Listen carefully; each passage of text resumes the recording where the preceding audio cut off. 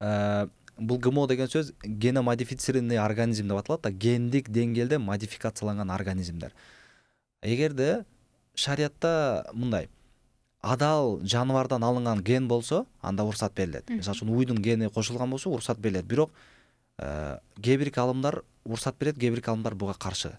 Биз деле буга каршылыгыбызды билдиребиз да. Анткени ошол жандыктын өзүнүн этин жеш керек, бирок жандыктын ГМОсун кошкон туура эмес деп эсептейбиз. Бирок ден соолук маселесине келип карай турган болсок, пока ГМОлор изилденип бүтө элек. Пока изилденип бүтө элек.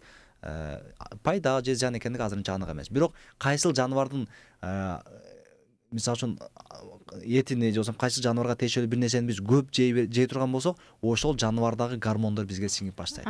Мисалы үчүн жанагы бул жер эфирден айтыш керек, жана пиво ичкен. Биздин эркектерибиз бар да, пиво ичкендерди карасаң баары семирип кеткен. Көкүрөктөрү мындай салаңдап калган. Эмнеге десе, пивого женский гормон кошулат. Мен атын унутуп атам, ошол женский бир гормон бар, ошол кошулат.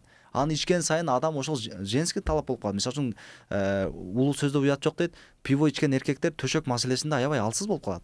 Эмнеге десе, анын эркектик касиети иштебей тагын женский гормондор өтүп баштайт. Ошондой эле жана чочкону айтып кетпедимби? Чочконун эти кошулган, гормону кошулган азыктарды биз көп жеп отуруп, кызганыч деген нерсе кетти.